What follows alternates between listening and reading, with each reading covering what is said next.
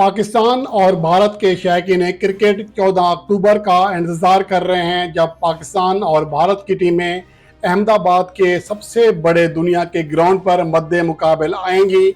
और इस मैच से पहले दोनों टीमों ने अपनी दाख बिठा दी है। पाकिस्तान क्रिकेट टीम ने श्रीलंका के खिलाफ 345 रन का टारगेट चेस करके 48 साल वर्ल्ड कप तारीख बदल डाली है। तारीख का सबसे बड़ा टारगेट चेस करके बता दिया है कि पाकिस्तान टीम हार नहीं मानने वाली है। बड़े से बड़े टारगेट के पीछे भी वो आ सकती है और चेस करके दिखा सकती है।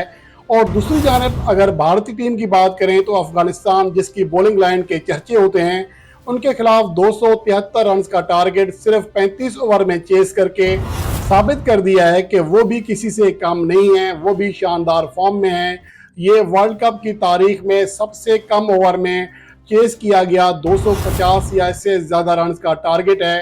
तो दोनों टीमों ने अपने आखिरी मैच में तारीखें रकम की हैं। इसके अलावा दोनों टीमों को वर्ल्ड कप 2023 में खेले गए दोनों मैचों में कामयाबी मिली। पाकिस्तान ने नीदरलैंड को और श्रीलंका को, जबकि भारत ने ऑस्ट्रेलियाई टीम को और अफगानिस्तान को शिकस्त दी है।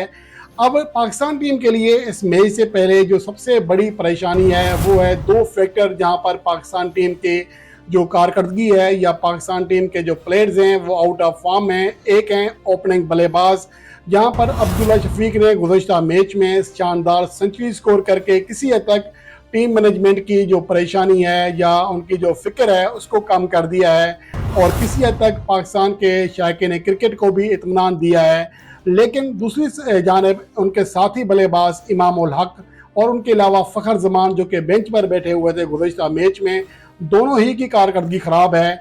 और इस रिपोर्ट में हम इसी बात का जायज़ा लेंगे कि इनमें से किसका रिकॉर्ड भारत के खिलाफ ज़्यादा अच्छा है और किसको मौका देना चाहिए। और इसके साथ साथ पाकिस्तान का स्पिन शोबा, जहाँ पर मोहम्मद नवाज भी और शादाब खान भी बड़ी कारकर्दगी दिखाने में नाकाम है, उनके लिए भी बड़ा लम्हा फिक्री है वहाँ पर क्या चेंज हो सकती है। जबकि पाकिस्तान के पेस अटैक में हसन अली और हारिस रऊफ की अब तक कारकर्दगी खासी बेहतर रही है, लेकिन शाहीन शाह अफरीदी की कारकर्दगी पर सवाल या निशान मौजूद है, जिसने एशिया कप 2023 के ग्रुप मैच में भारत के खिलाफ शानदार और तबाहकुन बॉलिंग कारकर्दगी दिखाई थी, 4 विकेटें हासिल की थी। लेकिन उसके बाद वो बांग्लादेश के खिलाफ तो अच्छी कारकर्दगी दिखाने में कामयाब रहे, लेकिन सुपर 8 के भारत के खिलाफ मैच में वो बुरी तरह नाकाम हुए। उसके बाद उस नाकामी के बाद उनका जो एतमाद है वो बुरी तरह ख़राब हो चुका है। उनकी कारकर्दगी में खासा जो है झुकाव आ चुका है कि उनकी कारकर्दगी का गिरावट का शिकार है, जिसकी वजह से वो काफ़ी अरसे के बाद आईसीसी वनडे रैंकिंग के टॉप 10 बॉलर्स की फहरिस्त से खारिज हो गए हैं।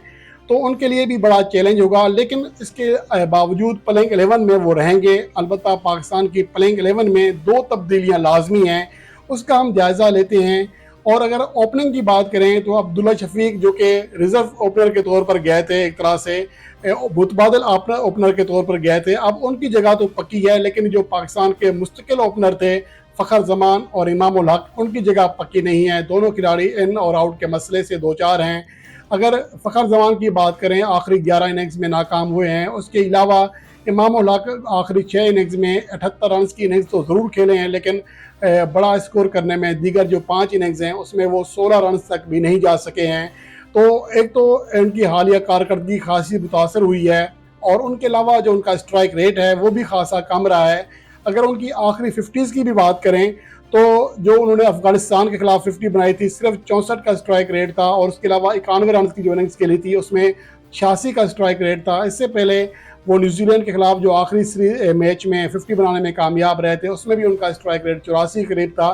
तो ओवरऑल उनका स्ट्राइक रेट खासा कम है, और भारतीय कंडीशन जहां पर 325 रन एक रूटीन की चीज़ बन चुकी है, और यहां पर अगर हमारे ओपनिंग बल्लेबाज 80 और 85 के स्ट्राइक रेट से खेलेंगे तो पाकिस्तान के लिए मुश्किल हो जाएगा कि वो टारगेट सेट कर सकें जिसका पाकिस्तान के बॉलर जो हैं दिफा भी कर सकें। इसलिए मेरे ख्याल में इमाम उल हक से कहीं ज़्यादा बेहतर ऑप्शन फ़खर जमान का है, जो कि विकेट पर सेट हो जाने के बाद हार्ड हिटिंग कर सकते हैं, ख़ास तौर पर भारतीय स्पिनर्स के खिलाफ, जिनका वहाँ पर ग्राउंड भी छोटे हैं और गेंद जो पिच है वो भी फ्लैट होती है, तो बैट पर आ सकती है। अगर वो विकेट पर खड़े हो गए तो एक बड़ी और मैच विनिंग इनिंग्स खेल सकते हैं, और उनका जो ट्रैक रिकॉर्ड है वो भी खासा बेहतर है। पहले इमाम उल हक का ट्रैक रिकॉर्ड बताता हूँ कि भारत के खिलाफ वो 5 वनडे इनिंग्स खेले हैं, मैचेस खेले हैं। 4 वनडे इनिंग्स में उन्हें बैटिंग करने का मौका मिला, सिर्फ 28 रन बना सके हैं, जिनमें 10 उनका बेस्ट स्कोर रहा, 7 रन फी इनिंग्स की मामूली एवरेज और 44 रन फी 100 बॉल उनका स्ट्राइक रेट रहा। ये उनकी कारकर्दगी है। दूसरी जानिब अगर फ़खर जमान की बात करें तो उनका भारत के खिलाफ जो ट्रैक रिकॉर्ड है वो ज़्यादा बेहतर है। 5 इनिंग्स खेले हैं अब तक 6 वनडे मैचेस की, जिनमें वो 234 रन बनाने में कामयाब रहे। 40.8 लगभग 47 की एवरेज है, 82 से ज़्यादा स्ट्राइक रेट रहा, एक सेंचुरी और एक 50 बनाने के अलावा 5 इनिंग्स में 22 चौके और 5 छक्के लगाने में भी कामयाब रहे।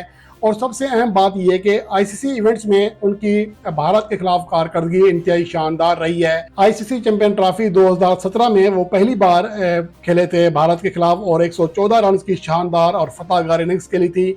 उसके बाद वो वर्ल्ड कप 2019 में जब भारत के खिलाफ मद्दे मुकाबले आए थे तो उसमें भी वो बड़ी इनिंग्स 62 रन की शुरुआत में खेलने में कामयाब रहे थे। 2 वर्ल्ड कप इनिंग्स खेली हैं और दोनों में वो 50 प्लस इनिंग्स खेलने में कामयाब रहे हैं भारत के खिलाफ आईसीसी इवेंट्स में। इसलिए फ़खर जमान का जो खेलने का इम्कान है वो ज़्यादा है, उनको तरजीह दी जानी चाहिए। एक तो इमामुल हक का भारत के खिलाफ रिकॉर्ड अच्छा नहीं है और इसके अलावा अहम चीज़ ये है कि उनका स्ट्राइक रेट, अगर फ़र्ज़ करें वो पावर प्ले में स्लो भी खेलते हैं लेकिन उसके बाद भी वो उस तरह की बैटिंग नहीं कर सकते जिस तरह की फ़खर जमान कर सकते हैं, इसलिए फ़खर जमान के साथ जाना पड़ेगा। इसके अलावा जो दीगर पोजीशन है उसमें वन डाउन पोजीशन पर बाबर आजम, चौथे नंबर पर मोहम्मद रिजवान, 5वें नंबर पर सऊद शकील, 6ठे नंबर पर इफ्तिखार अहमद और 7वें नंबर पर शादाब खान की जगह लगभग पक्की है। लेकिन मोहम्मद नवाज की कारकर्दगी के ऊपर बात हो सकती है, उनकी कारकर्दगी ज़्यादा बेहतर नहीं रही है बैटिंग में भी और बॉलिंग में भी। अगर उनकी आखिरी जो 12 वनडे इनिंग्स हैं जब से उनका जून 2022 में कमबैक हुआ है, उनमें वो सिर्फ 2 बार 30 रन से हद के आगे जा सके हैं। एक मैच में वो 30 रन बनाने में कामयाब रहे और नीदरलैंड के खिलाफ वो 39 रन बनाने में कामयाब रहे। गो के 39 रन उनके कीमती थे, लेकिन दीगर जो इनिंग्स हैं उनमें वो बुरी तरह नाकाम रहे हैं। इसके अलावा अगर बॉलिंग कारकर्दगी की बात करें तो आखिरी जो 12 इनिंग वनडे मैचेस खेले हैं उनमें उनकी कारकर्दगी बहुत ज़्यादा मायूस कन रही है। सिर्फ एक मैच में वो 1 से ज़्यादा विकेट हासिल कर सके जब वो अफगानिस्तान के खिलाफ 45 रन देकर 2 विकेट हासिल करने में कामयाब रहे थे, जबकि दीगर 5 इनिंग्स में उन्हें एक भी विकेट नहीं मिली है और बाकी मैचेस में वो सिर्फ एक विकेट हासिल कर सके हैं। तो उनकी जो बॉलिंग कारकर्दगी है वो बहुत ज़्यादा मायूस कुन है। दूसरी जानिब अगर देखा जाए भारत के खिलाफ उनका जो ट्रैक रिकॉर्ड है वो भी इंतहाई मायूस कुन है। उनके खिलाफ 2 वनडे मैचेस में उनको एक भी विकेट नहीं मिली है, अलबत्ता वो एक इनिंग्स में 15 रन बना सके हैं भारत के खिलाफ।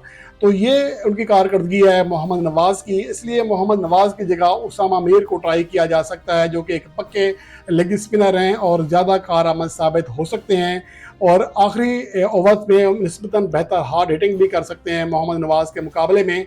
इसलिए चांस लिया जा सकता है अगर अहमदाबाद की पिच स्पिन हुई तो उसामा मीर को मौका दिया जा सकता है और अगर पिच पर मदद हुई फास्ट बॉलिंग के लिए तो फिर ऑलराउंडर मोहम्मद वसीम जूनियर, गो के उन्हें ऑलराउंडर तो नहीं कहा जा सकता जो कि अभी तक इंटरनेशनल मैचेस में अपनी बैटिंग कारकर्दगी या बैटिंग महारत नहीं दिखा सके हैं, लेकिन इसके बावजूद वो बेहतर चॉइस हो सकते हैं मोहम्मद नवाज़ के मुकाबले में।